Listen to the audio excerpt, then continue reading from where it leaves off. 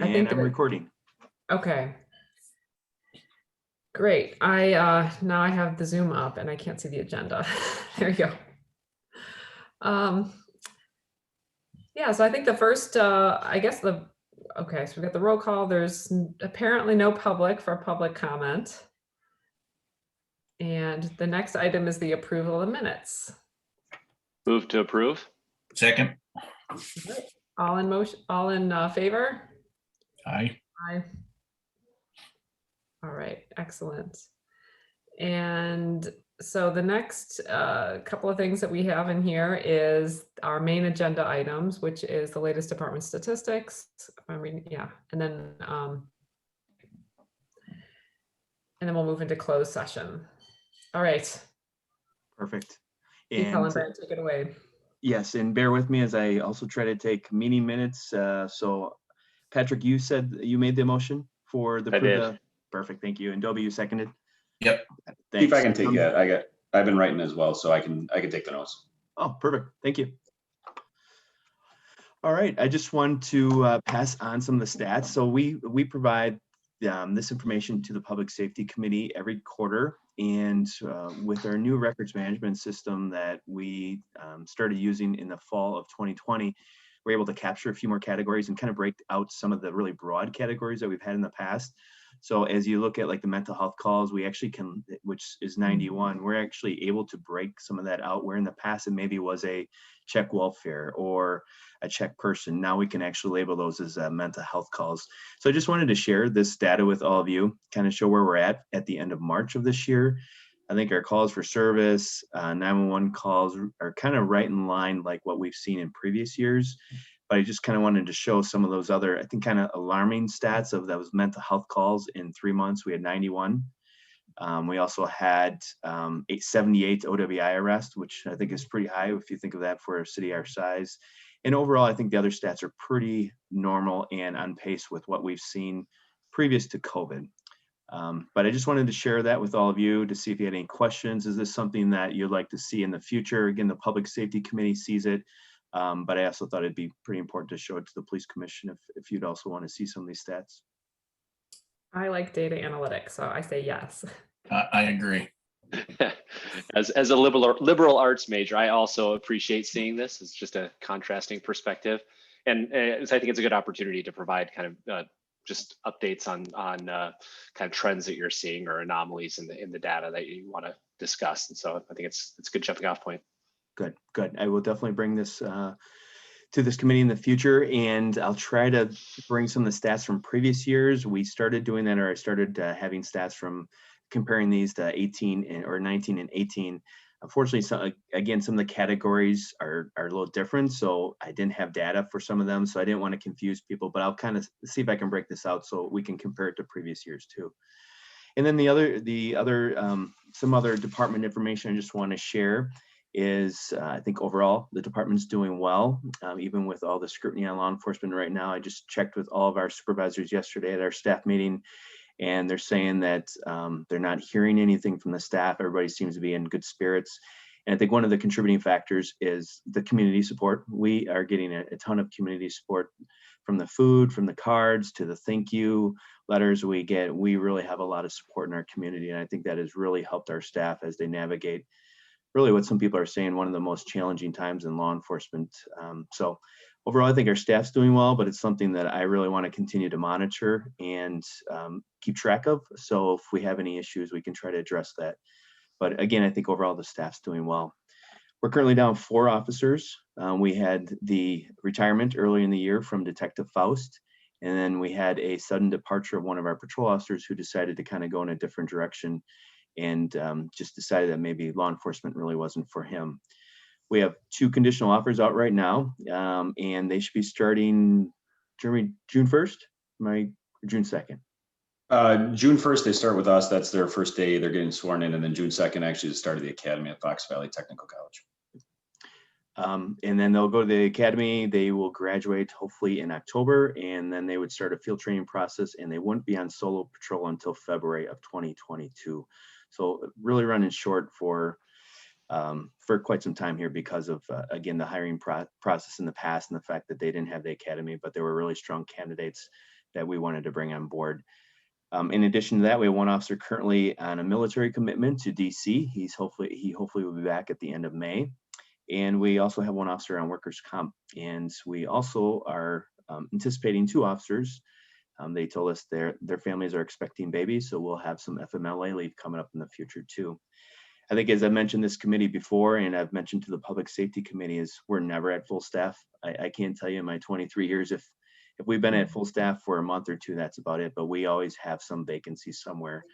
So again, that's why I've really been pushing the last couple of years, is we need to continue to add staff to the police department as the city grows, as our calls for service increase. We also got to increase our staffing to be able to offer the services that we've been offering for many years. Otherwise, we're going to have to look to cut somewhere to make sure that we can continue to respond to those calls for service that need our attention immediately. So just kind of want to give you an update on some of that, where our staffing levels are at. Any questions on some of the staffing information?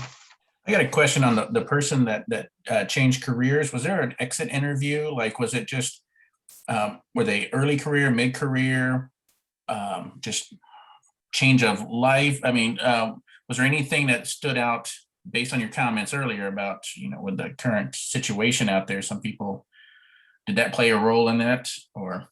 Great question, Dobie. Yes, I spoke with him for about an hour. Really bright. I always call everybody a kid because they're younger than me, but a bright kid, really bright future, about 5 years in law enforcement. And he just, there was a couple of factors. One was that he didn't feel that law enforcement was getting the support they needed locally. And that was one of the factors that he and his wife started to look at other opportunities. She was a local nurse, but then decided that, this is maybe a good time, that since you want to go in a different direction, that I look at a different nurse's job.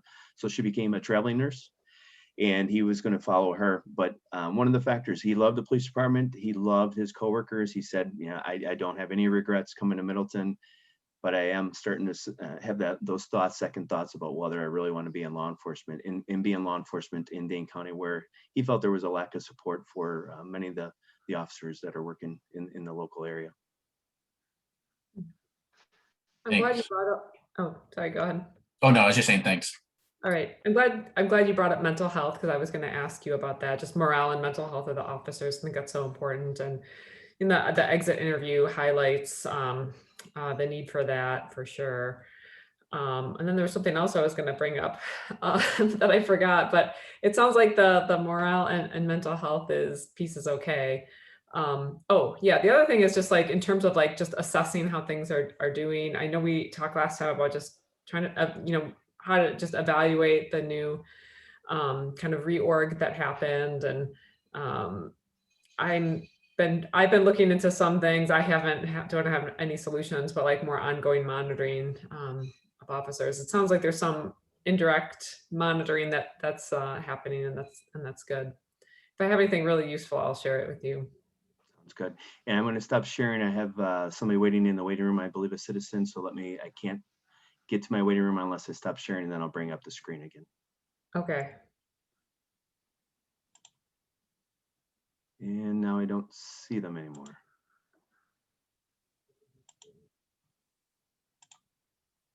Okay. They're not in the waiting room anymore, so. Okay. And the only other thing I want to bring up is the SRO discussion. So this past Tuesday evening, the city council voted in favor of approving the SRO contract. So we will have SROs back in the schools. If you recall, for the last, probably since June, July of last year, there's been a lot of community discussions on this topic. The school district did a fantastic job doing a very comprehensive review of our program. They did a literature review. They did a community survey, which involved parents, students, and they also did a lot of focus groups. And overwhelmingly, the students supported maintaining the SRO program. It was about, I think it was 87% overall. And then with the Black and Latino students, is about 90% of the students who responded to the survey were in favor of maintaining the SRO program. I'm really proud of those survey results, and I didn't know what to expect, but I think it shows exactly what we've been saying all along, is our SRO program has a great reputation. It does what people want us to do, and that is building relationships with the students and being a support for them. So the overall, there is a lot of support for SRO program. There was actually a comment made by one of the student focus groups that we needed to start building relationships actually earlier than in the middle school. So their suggestion is that we create the middle school SRO to be a community SRO where they were actually more involved in the elementary schools and not just focused on Cromrie. And that was, again, based on their suggestion that we shouldn't be waiting to the middle school to build those relationships, but we needed to start at an earlier age, which was in the elementary school. So that is one of the biggest changes, is that we're going to make the Cromrie position. They won't be housed at the Cromrie building anymore. They'll actually have an office at the police department, but they will be visiting all the elementary schools. They'll take care of any calls for service there, but it is the goal of being very proactive, getting into those schools, eating lunch with the kids, reading, being out at the recess, and building those relationships that, again, the high school students felt like we were missing and we needed to do more of. Excuse me. The other big change is that both SROs will be in plain clothes. If you're familiar with the program, for 30 years, we're actually in plain clothes. And in about 2015, we were requested by the school district because of safety concerns and kind of that feeling of the staff and students feeling more secure with an officer being in uniform. They requested that we get back in uniform and wear the standard police uniform every single day at the school. So this is not a big change for us. I think this is a good move. And I kept hearing one of the comments is that uniform was kind of intimidating. I don't disagree with that. And I think this is going to be a really positive thing for our SROs as they try to build those relationships with the students in all of our schools. So it's been a long process, but I think we're moving in a really good direction. We got to make some tweaks to both of the SRO job descriptions, but again, I think we're in a really good spot. And I'm actually glad we did the comprehensive review. We learned a lot from that, and I think it answered a lot of questions from the community for those that didn't know what the feelings were of the students and staff and the community when it comes to the SRO program. So I'm looking forward to get our SROs back in the school next year, and again, building those relationships, not only with the students, but also building a stronger relationship with the Middleton Cross Plains Area School District, which has been a tremendous partnership for 35 years. And I think we can build upon that with this new comprehensive review. Well, that's fantastic. I know we talked about this last summer. I did a cursory literature review about the program was following the best practices. The one suggestion I had was like moving back to regular street clothes. And then, part of the best practice is to do a regular review, which had been done, but now there's so much more community input and community engagement that really helps build longer term trust. So just going through that process, I think will be beneficial in other ways. And now people won't be guessing about what their peers are thinking. There's survey results, and that this is really helpful. Data is good. Yes. Yeah, just you touched on something I think that kind of was a question I had in my mind is there a regular cadence for reviewing the SRO positions moving forward? Just kind of back to that data point. Great question, Patrick. And yes, I failed to mention that. So there'll be an annual review, a little bit more extensive than what we've done in the past. Next year, we'll actually do quarterly reviews, but then there'll be an annual review. And then in the contract is a full comprehensive review every 5 years, like what they just completed. So there won't be another 35 years without a review of our SRO program. It's going to be an ongoing thing. And I think that will really help answer a lot of the questions about whether the SRO program is beneficial to our students and to our community in the future. Great. It's perfect. Oh yeah, that's a great question. I believe in the previous, it was like every other year, but it wasn't a very comprehensive review that you just did. That's no, good. and we were soliciting feedback from the principals of the schools where our SROs were located. So we kind of knew, the feedback, how things were going, but I think, yeah, this will be a much more extensive and thorough review of the program moving forward. And again, will really help as there's a lot of questions about the SRO programs nationally. But what I really like about the comprehensive review, it was a review of our program, our local program, and whether it was the best fit for our students in our community, not a national movement or narrative, but the Middleton SRO program review. And that's what I really appreciated about all the time and effort that the school district put into it. All right, so I believe our next item is to go into closed session, but we can review the agenda here. Pull it back up again. Yep, you're correct, Laura. Going into closed session. All right. Is there a motion to go into closed session? So move. Seconded. All right, all in favor? Aye. All right. I think we have to pause the recording. Yep, I will So I'll be pause patient. that. It's been so clunky today with Zoom running, it sometimes takes a while. I'm just glad Jeremy's taking notes because I would mess something up here. So I will pause. We are back recording. All right. So I will have to, maybe you can pull up the agenda again. I should have it up here, but there we go. All right, so I think the next is to certify the eligibility list for police officers. Yeah, so I guess I'll start by making a motion to certify the eligibility list for these police officers. Second that. All right, is there any discussion? You want to just add a period of time into that? Yeah, what is it? Is it for 1 year that we discussed? 18 months? 18 months. 18 months. 18 months. Yeah. Yeah. Motion to approve the certification list for 18 months. I will second that. Okay, great. Any just final comments or discussion? All right, then I think we're ready to vote. All in favor? All right. Aye. All right, so the last item is miscellaneous items. I want to say thanks for sending out the annual report. I thought was it gonna was. comment on that too. You beat me to it. Oh, sorry. I enjoy reading those. I like your Jeremy. I like your explanation on the numbers of how it looks like there is an increase in this, but just breaking out Sure. categories. I thought that was a good explanation.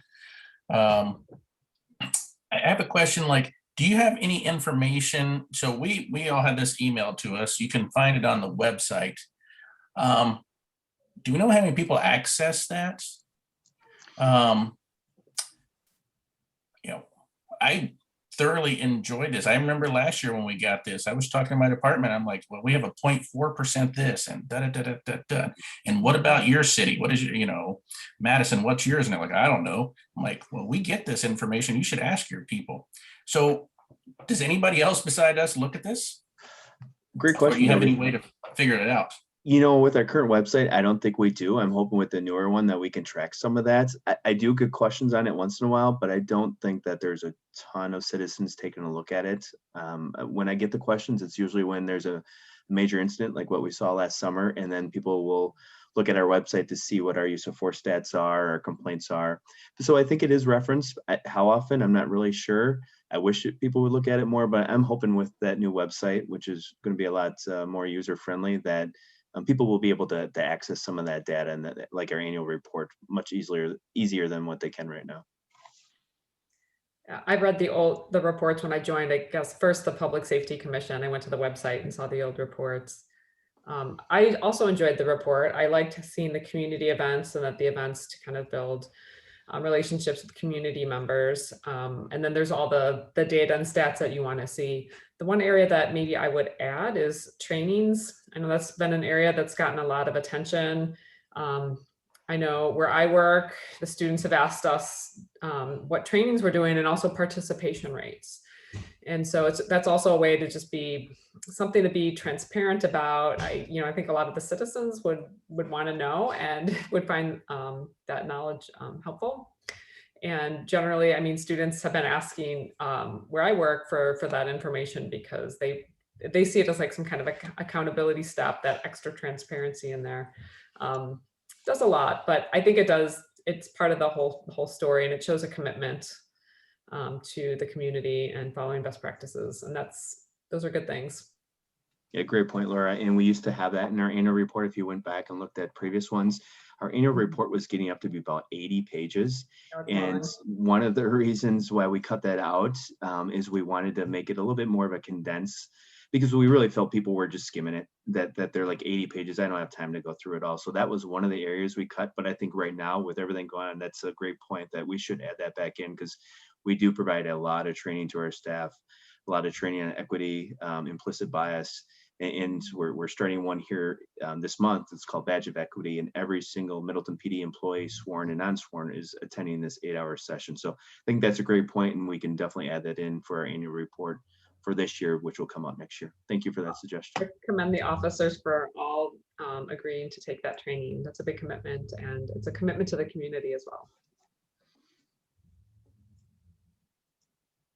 All right, any other miscellaneous items? Oh, and last thing, I just want to go back to the report on the mental health section. I thought that was nice seeing that there is a commitment to mental health and the officers that are trained in that, because there's a push on, police shouldn't go to this. We should have mental health experts go to certain things. So it's nice seeing that the department is training officers in certain aspects of that. So maybe I knew that from the last, I can't remember, but when I saw that, I was like, oh, that's nice. It was a nice feeling. So kudos again. Thanks, Toby. All right, well, I think it's time to adjourn. I need one last motion. I'll move to adjourn. I will second. All in favor? Aye. Aye. All right, well, thank you all. Thank you Yeah, guys. Appreciate Thank you it. both. Thanks for helping the process. Yes, Oh, thanks, Yeah, great everybody. work. Yeah, cheers. Great seeing Bye-bye. you. Take care. Hey, Troy, right before you hop off. Yep, just let me, well, I'll stop the recording. Yeah. Just a minute here if I can get back to that.